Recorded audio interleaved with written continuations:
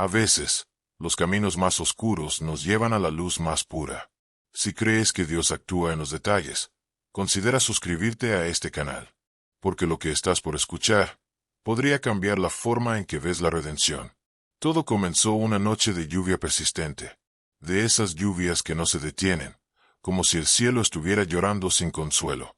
El padre Mateo acababa de cerrar la pequeña parroquia de San Miguel, una iglesia modesta al final del pueblo, donde los bancos de madera crujían con el peso del tiempo y las velas parecían arder con una devoción que dolía. Se disponía a regresar a la casa parroquial cuando lo vio. Una silueta, empapada, tambaleándose hacia la puerta como un fantasma salido de la nada. El padre se detuvo. El hombre levantó el rostro. Tenía la mirada perdida y el rostro lleno de barro, sangre seca y años de sufrimiento. Necesito, dijo, con voz rota, un lugar donde esconderme. No tengo a dónde ir. El padre Mateo no hizo preguntas. Solo extendió la mano. Ese gesto fue el comienzo de todo. Lo llevó a la parte trasera de la iglesia, donde había una habitación con una cama vieja, una manta y un crucifijo torcido en la pared. Le ofreció ropa seca, pan duro, sopa caliente. Puedes quedarte aquí esta noche, le dijo el padre. Mañana veremos qué hacer. El hombre solo asintió. Pero había algo en su mirada, algo que no era solo miedo. Era culpa. Culpa profunda, de esas que carcomen el alma. Esa noche, mientras el viento golpeaba las ventanas, el padre Mateo rezaba en silencio. No sabía quién era ese hombre, pero sintió que Dios lo había puesto en su camino por una razón. Al amanecer, lo encontró arrodillado frente al altar. No dijo nada, solo lloraba. ¿Cómo te llamas?, preguntó el padre. Isaías, respondió. Y después de unos segundos de silencio, añadió, estuve en prisión por 12 años. La confesión no sorprendió al padre. Lo había intuido desde el principio. Pero lo que Isaías dijo después fue lo que marcó el inicio de todo. Maté a un hombre. El aire pareció detenerse. Pero Mateo no se movió. No lo juzgó. Solo lo miró con esos ojos que veían más allá de los pecados, que veían el alma. ¿Y por qué estás aquí ahora?, preguntó, con suavidad. Isaías lo miró, con los ojos enrojecidos.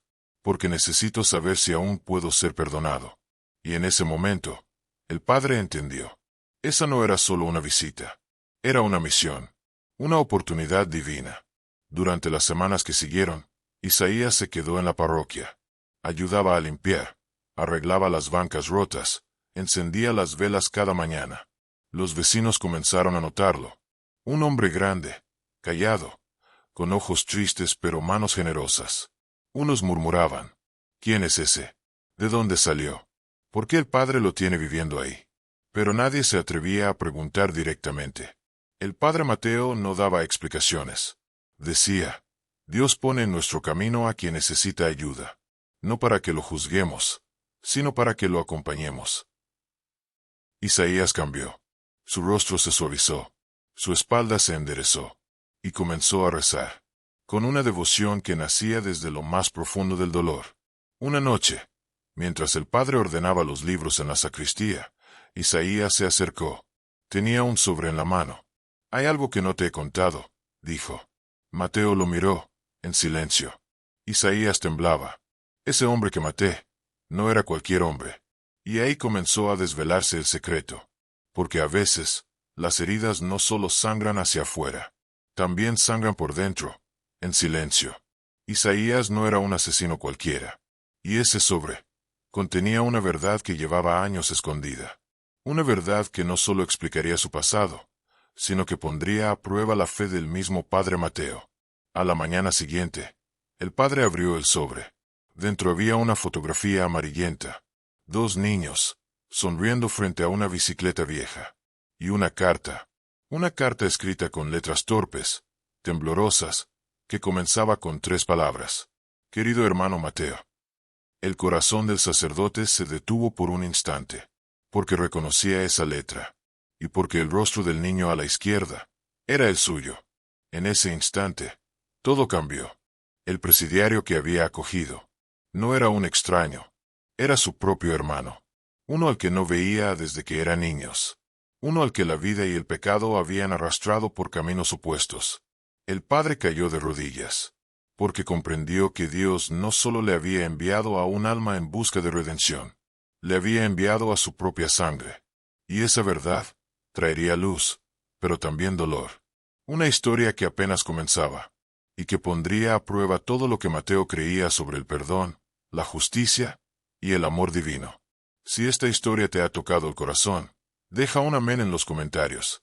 Y si alguna vez has sentido que Dios mueve los hilos invisibles de tu vida, quédate. Lo que viene es aún más profundo. Aquel día, el padre Mateo no pronunció palabra. Sostuvo la carta entre las manos durante horas. Leyó cada línea una y otra vez, como si intentara encontrar una explicación, una señal, una razón divina que justificara lo imposible. Isaías era su hermano menor, el mismo con el que compartió la infancia en aquel barrio polvoriento, donde las risas se mezclaban con el olor a pan recién hecho y las bicicletas oxidadas. Pero un día, Isaías desapareció. Tenía apenas 13 años cuando se fue de casa, después de una discusión con su padre. Nunca volvió. Mateo, en cambio, encontró refugio en la iglesia, en la oración, en los libros. Dedicó su vida a Dios, sin mirar atrás. Ahora, décadas después, lo tenía allí, frente a él, roto, cansado, buscando redención, y cargando con el peso de una muerte. ¿Por qué no me lo dijiste desde el principio?, preguntó Mateo esa noche, sin rencor, pero con el alma abierta. Isaías estaba sentado en silencio, frente a una vela encendida. Porque temía que me rechazaras. Mateo lo miró, no como un sacerdote, no como un hombre de fe, sino como un hermano. Lo que hiciste fue grave, pero el perdón no es mío, es de Dios. Isaías bajó la mirada. Yo solo quería volver a verte antes de morir. Mateo se estremeció. ¿Morir? Isaías sacó del bolsillo un papel arrugado. Un diagnóstico. Cáncer avanzado. Pocas semanas de vida. El silencio en la habitación fue absoluto. Solo se oía el crepitar de la vela. El padre Mateo sintió que el mundo giraba más lento. Dios no solo le había devuelto a su hermano, se lo había devuelto con urgencia, con una cuenta regresiva invisible. Durante los días siguientes, todo cambió. Mateo dejó de lado los sermones. Suspendió las reuniones. Cerró la iglesia por un tiempo. Solo se dedicó a Isaías. Lo acompañaba a caminar bajo el sol. Le leía los salmos en voz baja. Le preparaba el té como lo hacía su madre.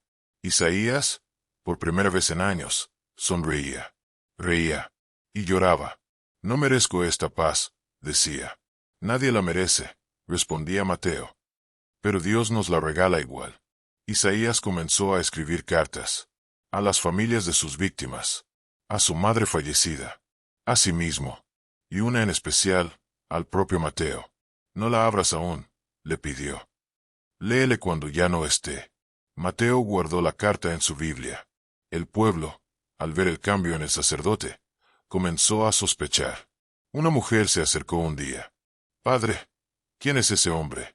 Mateo la miró con una ternura profunda. Un alma que busca perdón. Como tú, como yo. Y así, sin más, la comunidad empezó a aceptar a Isaías. Una anciana le llevó pan. Un niño le regaló un dibujo. Un joven le pidió ayuda para cargar leña. Isaías, que había sido juzgado y condenado, volvía a sentirse humano, digno, un hijo más del mismo Dios. Pero había noches en que despertaba gritando. Pesadillas, voces, sombras del pasado. Mateo lo abrazaba, sin decir nada. Solo lo sostenía, como se sostiene a un niño que ha visto demasiado. ¿Crees que Dios me recibirá?, le preguntó una noche. Creo que Dios ya te abrazó hace tiempo, respondió Mateo. Solo estabas demasiado herido para sentirlo. Y en esa respuesta, hubo algo más que consuelo. Hubo verdad. El cuerpo de Isaías comenzó a debilitarse. Sus manos temblaban. Su piel se tornaba pálida. Sus pasos eran más lentos. Pero su alma brillaba. Rezaba cada día con una devoción que conmovía. Sus confesiones eran sinceras, crudas, dolorosas, pero siempre terminaban con una frase. Gracias por no cerrarme la puerta. Un atardecer, mientras el sol teñía de naranja los vitrales de la iglesia, Isaías pidió comulgar. Mateo, con lágrimas en los ojos, le entregó la hostia con manos temblorosas. Y en ese instante, ambos supieron que ese sería su último acto como hermanos en esta tierra. Esa noche, Isaías pidió dormir en el altar. Quiero que lo último que vea sea la cruz. Mateo colocó una manta frente al altar y se sentó a su lado. Le cantó una canción de su infancia, aquella que su madre les cantaba cuando llovía fuerte. Isaías cerró los ojos y, con voz casi inaudible, murmuró: «Dile a mamá que lo siento». Fue su último aliento. Mateo no lloró al principio. Solo lo cubrió con la manta. Encendió todas las velas de la iglesia y se arrodilló. Horas, sin moverse, orando no por su hermano, sino por él mismo, por haber tardado tanto en encontrarlo. Al día siguiente, colocó la carta sobre el altar, la que Isaías le había dejado, y la leyó en voz baja.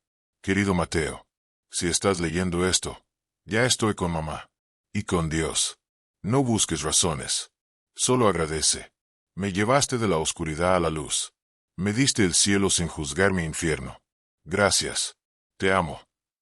Mateo cerró la carta, y en ese instante, sintió una presencia, no visible, no tangible, pero real, una paz tan profunda que dolía, porque entendió que el mayor milagro no fue la sanación, fue el reencuentro, fue el perdón, fue la fe que transforma incluso al más roto. Y cuando salió al atrio de la iglesia, el pueblo entero estaba allí, con velas, con oraciones, con respeto. Isaías ya no era el presidiario. Era el hermano del Padre. Era un hijo pródigo que volvió, y fue recibido con amor, como Dios nos recibe a todos, cuando decidimos volver. Si alguna vez te has sentido perdido, recuerda, Dios no se olvida de ti. Solo espera el momento perfecto para tocar tu corazón. Después del entierro, el padre Mateo no volvió a ser el mismo. No por tristeza, sino porque algo dentro de él había despertado. Una parte dormida, silenciosa, antigua, como si Dios le hubiera hablado en medio del dolor, y le hubiese recordado que su misión iba más allá de la misa y los rezos. Era un llamado a abrazar lo que el mundo descarta, a mirar al caído, no con juicio, sino con esperanza. Pasaron los días, las semanas. La comunidad hablaba de Isaías con respeto, algunos aún en susurros, otros con admiración. Nunca vi a un hombre cambiar tanto en tan poco tiempo, decían. Y es que no fue un cambio superficial. Fue una transformación del alma. El padre Mateo comenzó a recibir cartas. Cartas de hombres que habían salido de prisión, de madres que lloraban por sus hijos perdidos, de jóvenes que no sabían cómo volver a empezar.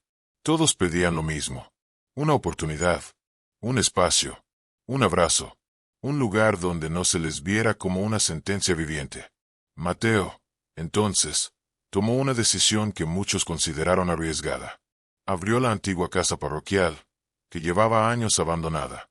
La convirtió en un refugio para aquellos que venían de la oscuridad, buscando un rayo de fe. El primer huésped fue un joven llamado Elías, 20 años, salido de la cárcel por robo. «Me dijeron que aquí no se juzga», dijo, con la voz quebrada. Mateo lo miró, y con una sonrisa serena respondió: «Aquí solo se ama». Luego vino Marta, una madre soltera que había estado en rehabilitación. Después, Rubén, un exconvicto que llevaba tatuada en la espalda la palabra perdido. Pero en ese lugar, todos comenzaron a encontrarse. La pequeña comunidad se transformó en una especie de milagro silencioso. Gente herida ayudando a otros heridos. Personas con cicatrices cocinando juntas, orando juntas, reconstruyéndose. Mateo los llamaba a los invisibles de Dios.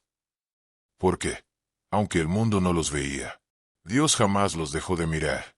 Cada noche, había una oración colectiva. Nadie estaba obligado, pero todos llegaban. Unos con lágrimas, otros con miedo, otros con vergüenza, pero todos con hambre de redención. El altar que una vez acogió el cuerpo de Isaías, ahora era el epicentro de una nueva vida. Y el nombre de Isaías comenzó a ser susurrado como leyenda, como aquel que, aún en su final, sembró el principio de algo eterno. Mateo guardaba su carta bajo la almohada. La leía cada cierto tiempo. Y cada vez encontraba algo nuevo. Una frase, un suspiro, un mensaje oculto. Era como si Isaías aún le hablara. Una tarde, una niña tocó la puerta de la iglesia. Tenía los ojos grandes y un cuaderno entre las manos. «Mi papá está aquí», dijo. Mateo la reconoció. Era la hija de Rubén. Nunca había venido, pero ahora estaba allí. «¿Puedo quedarme un rato?», preguntó. «Quiero entender qué lo cambió». Mateo la llevó al jardín, donde Rubén estaba plantando flores. La niña lo miró, lo observó, y luego lo abrazó.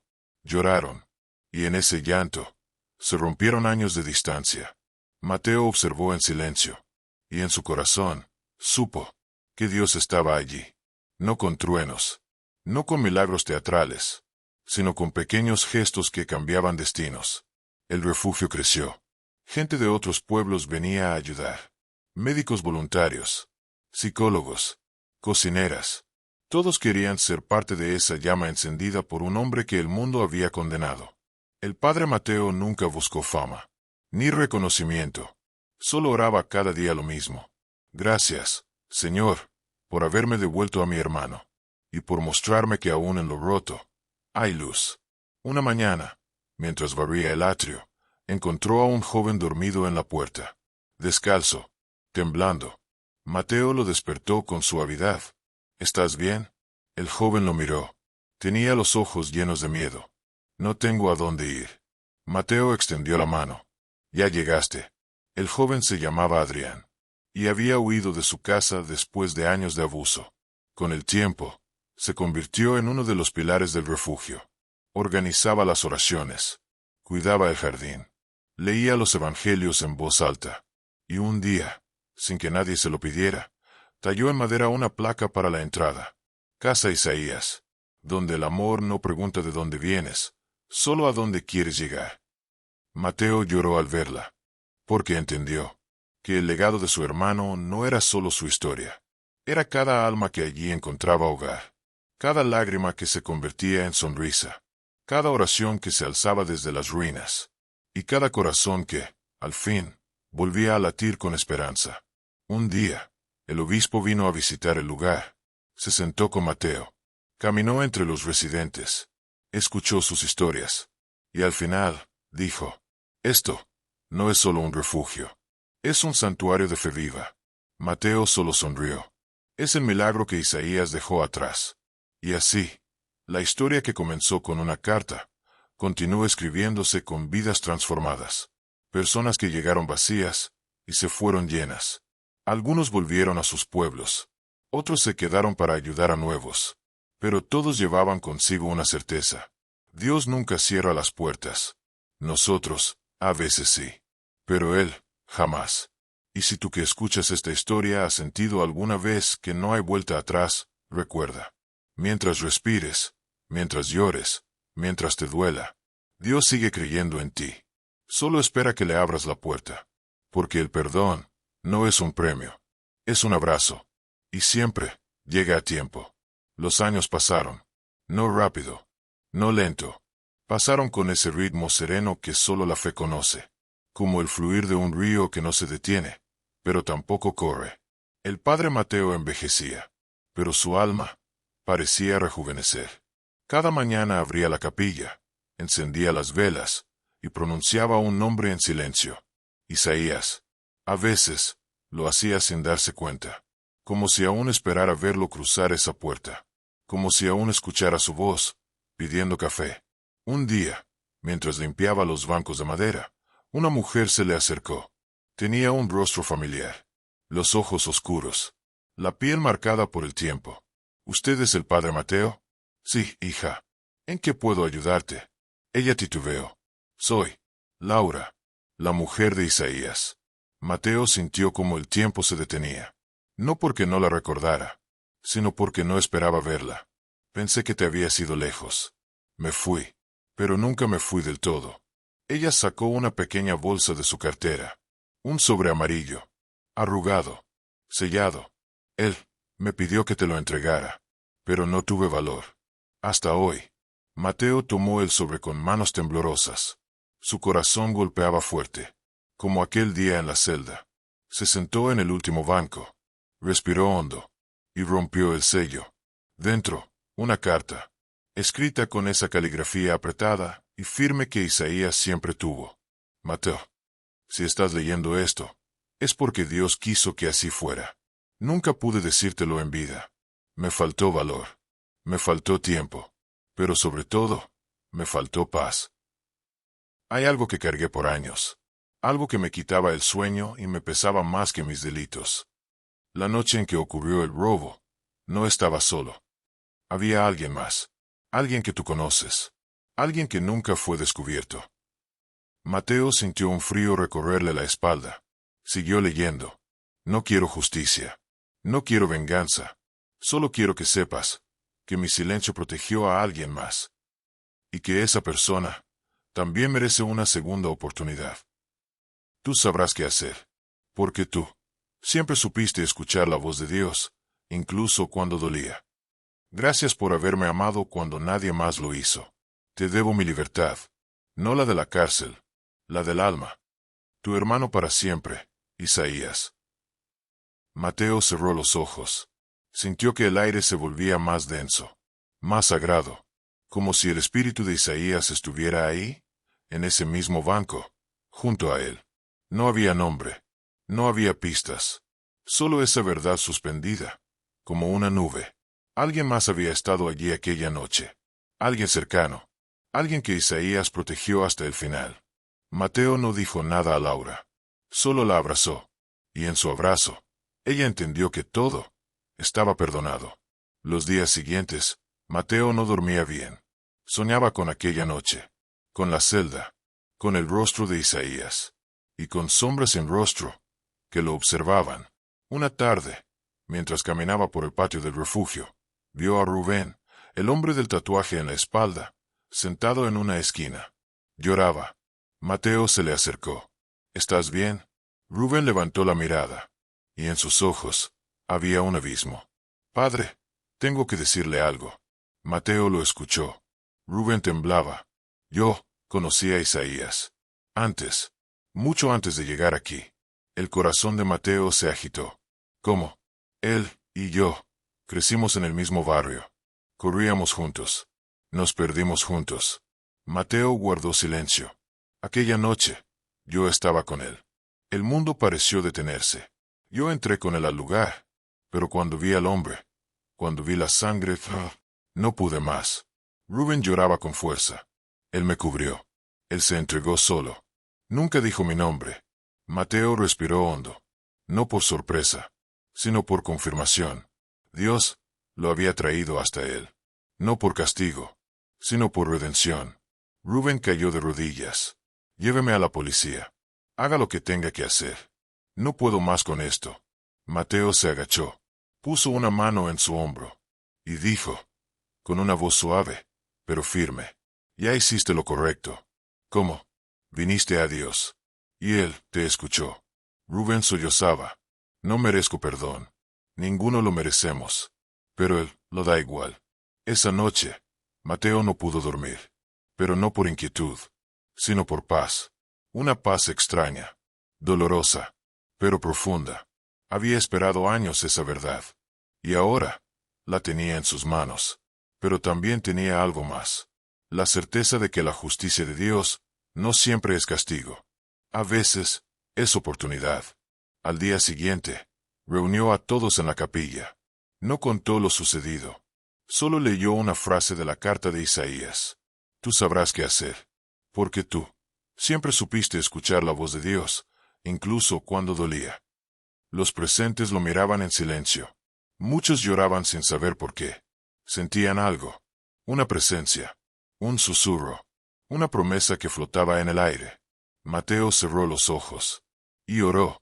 No con palabras, sino con lágrimas. Porque hay oraciones que no se dicen. Solo se sienten. Esa noche, escribió en su diario. Dios no me trajo aquí para entender. Me trajo para amar. Y el amor no exige explicaciones. A la mañana siguiente, Rubén no apareció en el desayuno. Mateo lo buscó por todo el albergue, pero no lo encontró. Solo halló una nota, doblada cuidadosamente sobre su cama. Gracias por perdonarme, padre. Necesito encontrar a mi madre. Necesito mirarla a los ojos y decirle en voz alta todo lo que callé. Gracias por creer que aún soy salvable. Mateo sonrió con tristeza. Sabía que no era una fuga. Era una peregrinación. Y en cierto modo, una parte de él se alegraba. Rubén estaba caminando hacia su propia cruz y hacia su redención. Días después, Mateo fue invitado a dar una charla en una pequeña comunidad rural. Aceptó.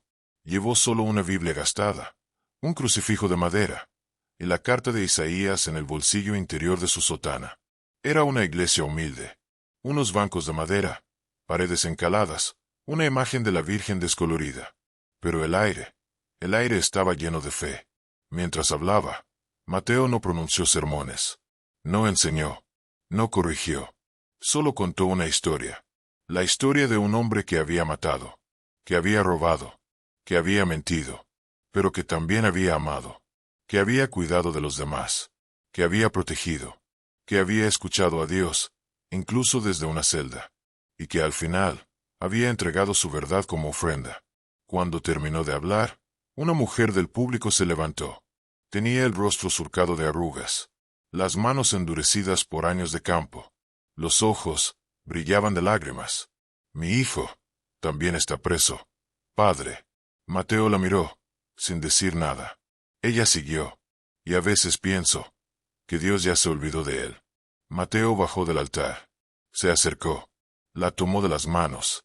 Dios nunca olvida a sus hijos, y mucho menos a los que otros olvidaron primero. Ella lloró en silencio, y por primera vez en muchos años, sintió que alguien la entendía. Esa noche, Mateo caminó bajo las estrellas, levantó la vista al cielo, y murmuró: Gracias, Señor, por usarme. Aún roto, aún sin respuestas.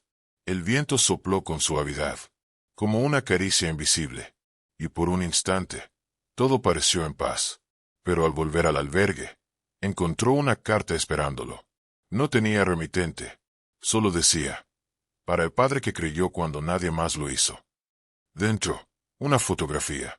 Una mujer joven, abrazando a Rubén. Ambos sonreían. Y en el reverso, escrito a mano: Gracias por devolverme a mi hijo. Mateo cerró los ojos, y una lágrima solitaria le recorrió la mejilla. No era la primera vez que alguien agradecía, pero esta vez dolía distinto, porque no era solo un agradecimiento, era una confirmación. Dios había obrado, a través del dolor, a través del silencio, a través del amor. Días después, en una misa al atardecer, Mateo habló por última vez del hombre al que había llamado hermano. Muchos lo recordarán por su pasado, por sus errores, por lo que hizo. Pausa. Respiró hondo. Pero yo lo recordaré por su fe, por su capacidad de amar, por su silencio lleno de verdad. Porque, incluso cuando pudo gritar su inocencia, eligió proteger. La capilla estaba llena. Muchos lloraban, no por Isaías, sino por ellos mismos. Porque, en el fondo, todos tenemos algo que callamos, algo que protegemos, algo que queremos redimir. Mateo dejó la carta sobre el altar, junto al crucifijo, y oró, no con palabras, con presencia, con entrega, con lágrimas. Y mientras lo hacía, una niña pequeña se acercó. Tenía unos 6 años, cabello recogido, vestido sencillo. Se sentó a su lado, y le ofreció una flor. Es para el hombre del que hablaste. Mateo sonrió.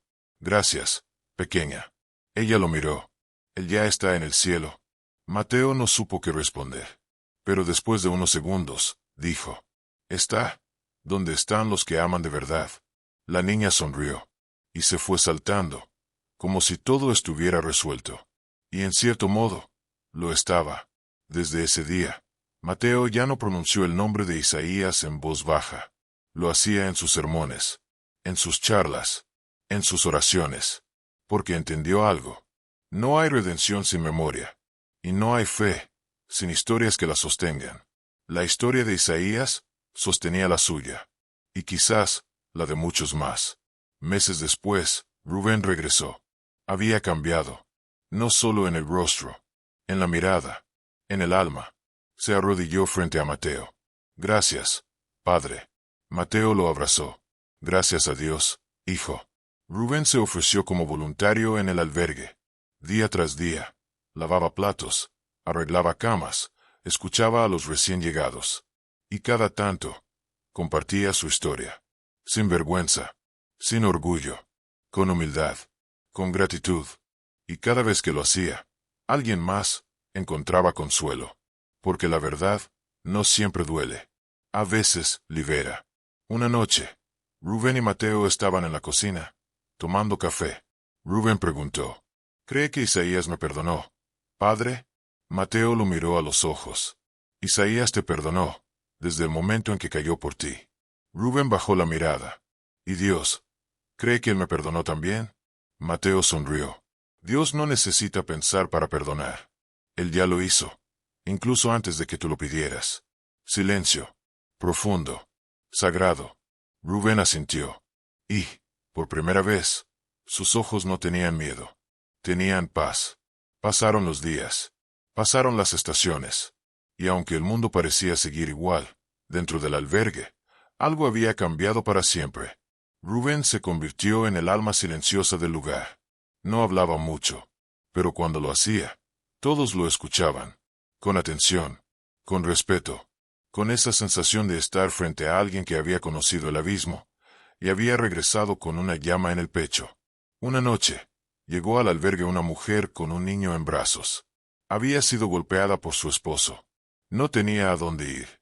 Llevaba los ojos rotos de miedo. Y el cuerpo, cubierto de moretones y silencios. Mateo fue a su encuentro. Pero antes de que pudiera decir algo, Rubén se acercó. Se arrodilló ante ella. Y dijo, yo también conocí el infierno. Pero este lugar me enseñó que el cielo empieza cuando alguien cree en ti. Ella lloró. Y en sus lágrimas, comenzó una nueva historia. Mateo observaba. Y entendía. El bien no siempre llega con trompetas. A veces, llega con cicatrices. Y con un café caliente. Y con un yo estuve ahí. Rubén empezó a visitar la prisión donde había estado. No para ver a viejos amigos, sino para hablarles a los que aún no sabían que eran más que su pasado. Les llevaba pan, Biblia y silencio, porque comprendía que a veces lo único que alguien necesita es no sentirse solo en su culpa. Un guardia le preguntó una vez, ¿por qué volver? ¿No es masoquismo? Rubén respondió, no vengo por mí. Vengo por los que aún no han escuchado que Dios no ha terminado con ellos. El guardia no dijo nada. Pero esa noche, pidió una Biblia. Mateo envejecía. Sus pasos eran más lentos. Su espalda, un poco más curva. Pero su voz, seguía firme. Y su corazón, más lleno que nunca. Una tarde, mientras limpiaba los bancos de la capilla, se detuvo frente al altar. Puso la mano sobre la madera. Y pensó en Isaías, en Rubén, en todos los que habían pasado por allí y dejado pedazos de alma, de dolor, de esperanza. Oró sin palabras. Y, en ese silencio, sintió algo que no podía explicar. No era una voz. No era un pensamiento. Era presencia. Una presencia que abrazaba, que llenaba, que lo sostenía incluso en su cansancio. Y supo que, aunque el mundo estaba roto, Dios seguía bordando milagros con hilos invisibles. Una mañana, Rubén encontró un sobre bajo la puerta del albergue. No tenía remitente. Solo decía, para el hombre que nunca dejó de creer. Dentro, una foto antigua. Una iglesia destruida por la guerra. Y al dorso, escrito con letra temblorosa. Aquí comenzó mi camino. Gracias por mostrármelo. Rubén no sabía quién la había enviado. Pero entendió.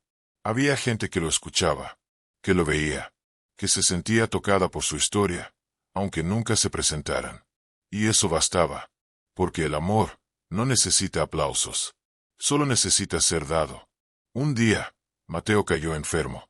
No era grave, pero por primera vez, tuvo que quedarse en cama. Rubén lo cuidó como un hijo cuida a su padre. Le preparaba té, le leía en voz alta, Le contaba anécdotas del albergue, con una sonrisa tranquila y los ojos llenos de gratitud. Mateo lo escuchaba y pensaba, gracias, Señor, por no haberme rendido con él, y por no haberte rendido conmigo. Una noche, Rubén entró a la habitación con una vela encendida.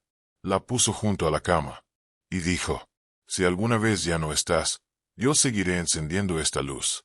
Mateo lo miró con ternura. No soy yo el que la encendió, Rubén. Fue Dios. Yo solo fui el fósforo. Ambos sonrieron, y en ese silencio nació un pacto, no de palabras, de misión, de fe, de continuidad. Pasaron los años, y el albergue se convirtió en leyenda. Gente de otros pueblos venía buscando consuelo, comida, esperanza, y lo encontraban, no porque el lugar fuera perfecto, sino porque estaba lleno de imperfecciones sanadas por la fe. Mateo escribió un cuaderno. En él, contaba las historias más profundas que había vivido. No usaba nombres, solo fechas, olores, frases. Lo tituló, Dios en los márgenes. Y en la primera página, escribió, a todos los que creyeron que no merecían ser amados, esta es su historia también. Rubén encontró ese cuaderno una tarde. Mateo ya no podía escribir.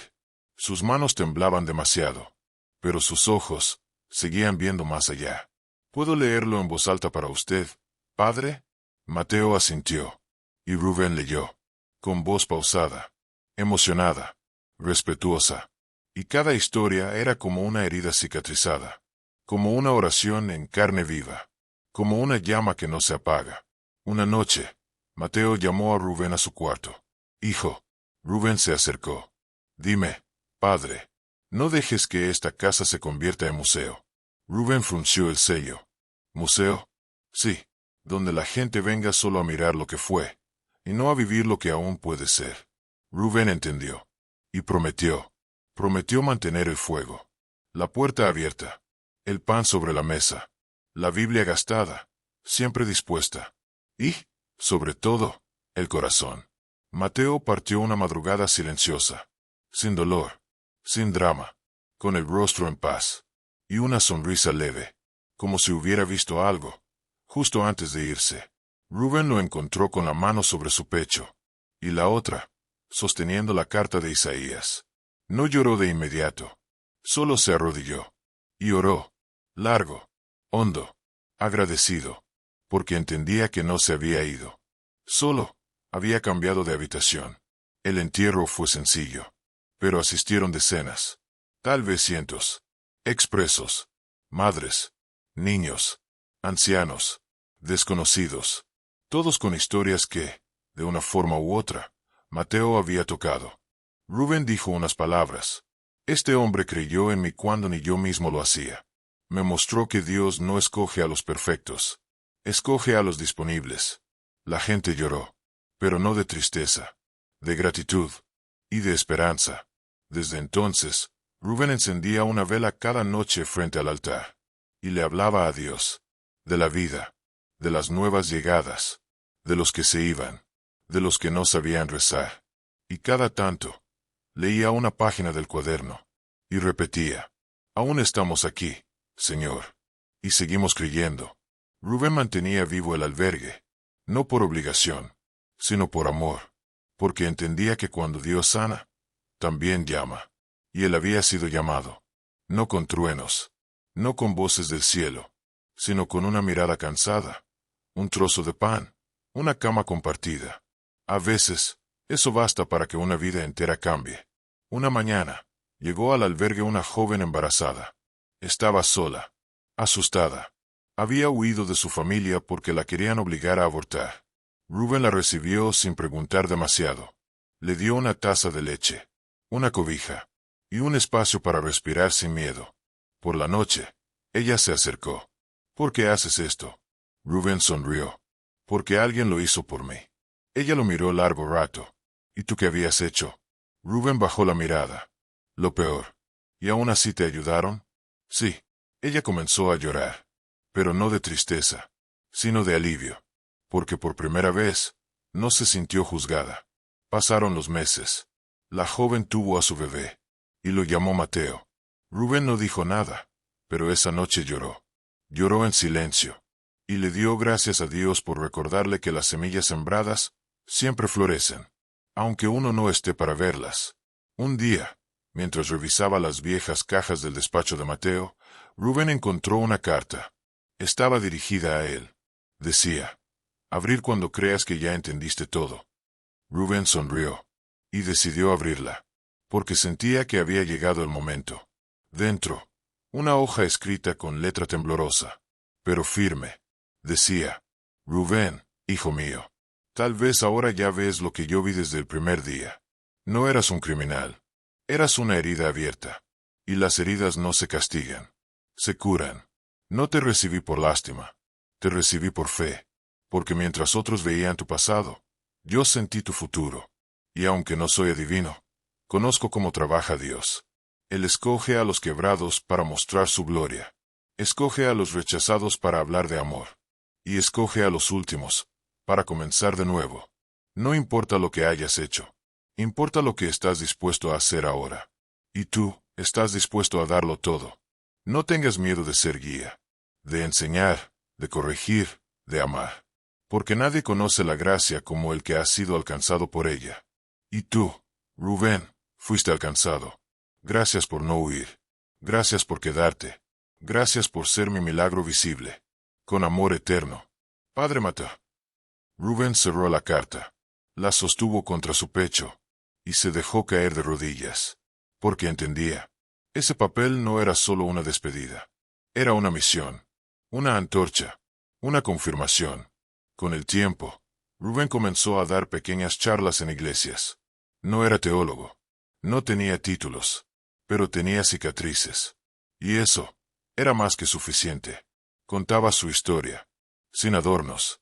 Sin exagerar. Solo contaba. Como un día alguien creyó en él. Y cómo eso le cambió todo. La gente escuchaba con lágrimas en los ojos. Y al final, muchos se acercaban para decirle: yo también pasé por algo así. Pero nunca supe que Dios podía usarme. Rubén respondía siempre lo mismo. Dios no se fija en lo que tienes. Se fija en lo que estás dispuesto a entregar. Una noche, un joven se le acercó. Tenía la mirada oscura y los puños cerrados. Rubén lo vio y supo. Ese joven era como él, años atrás. ¿Qué quieres?, preguntó el chico. Rubén lo miró con ternura. Escucharte. El joven dudó. Nadie me quiere escuchar. Entonces empieza conmigo. Y se sentaron. En un banco viejo. Bajo la luna. Y hablaron. Horas. Lágrimas. Verdades. Silencios. Y cuando terminaron, el joven dijo: no sé si creo en Dios. No importa, respondió Rubén. Él ya cree en ti. El albergue comenzó a expandirse. No en tamaño. En alma. Gente de otros pueblos quería replicarlo. Llevar ese modelo de fe sencilla, de hospitalidad profunda, de gracia práctica. Rubén escribía cartas. Viajaba. Pero siempre volvía. Porque ese lugar, esa pequeña casa con olor a pan y madera, seguía siendo su corazón. Una tarde, un hombre llegó al albergue. Vestía traje. Tenía manos cuidadas y mirada perdida. Rubén se acercó. ¿Buscas algo? El hombre dudó.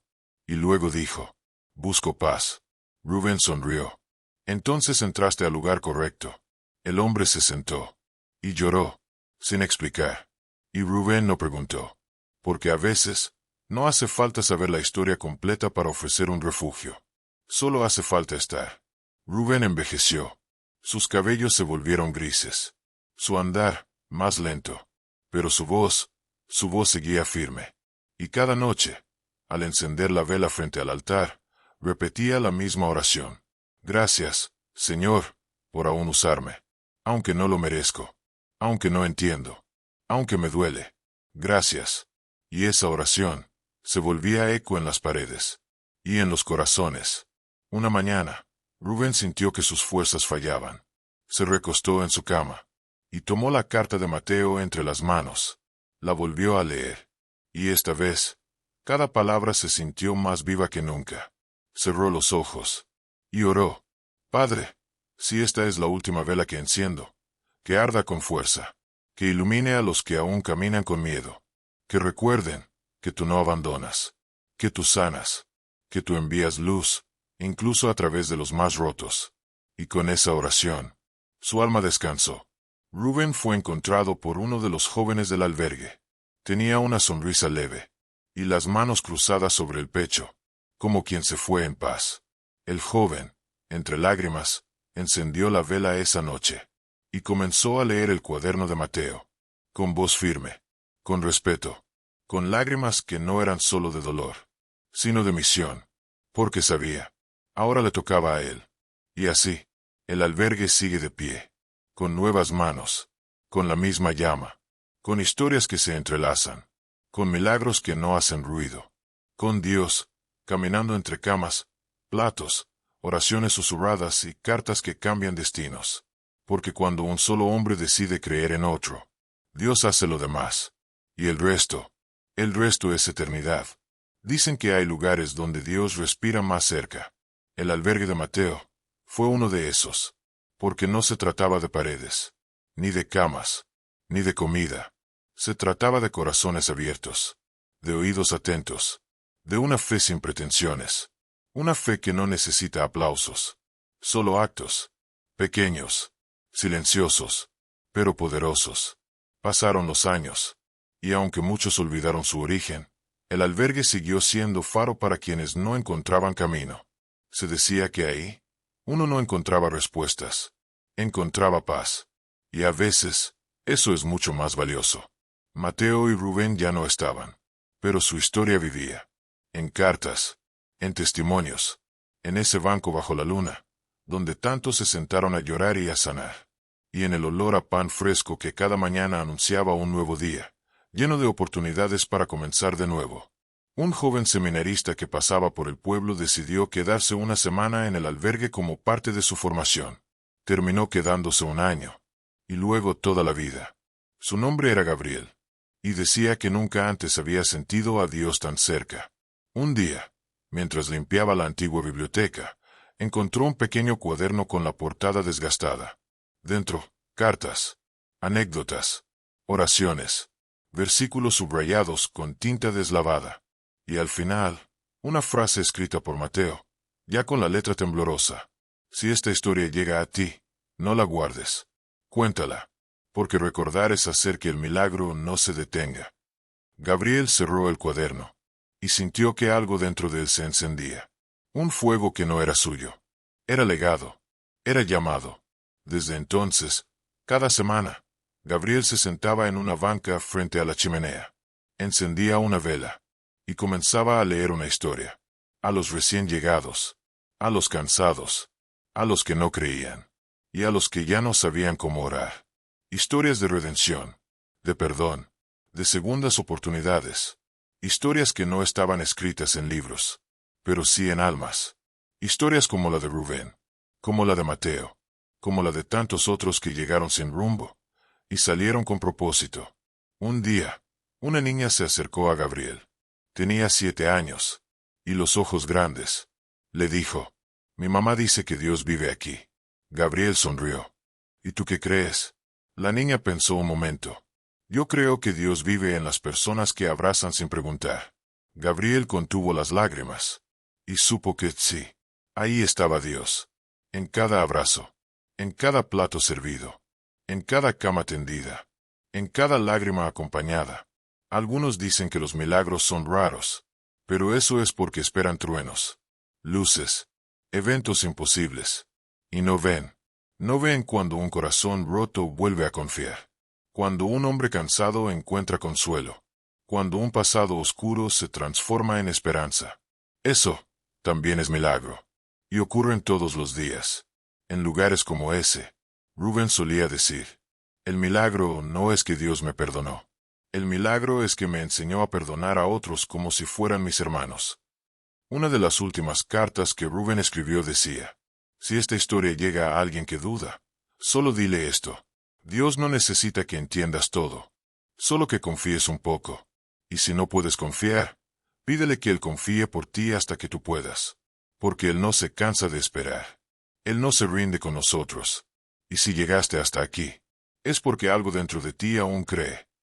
Y ahora, Querido amigo que escuchaste esta historia, tal vez también tú estás cargando con algo que nadie ve. Tal vez cometiste errores. O tal vez llevas heridas que no sabes cómo sanar. Tal vez estás cansado de pedir señales. Y no sabes si Dios aún escucha. Pero escucha esto. Dios no se fue. Él está más cerca de lo que crees.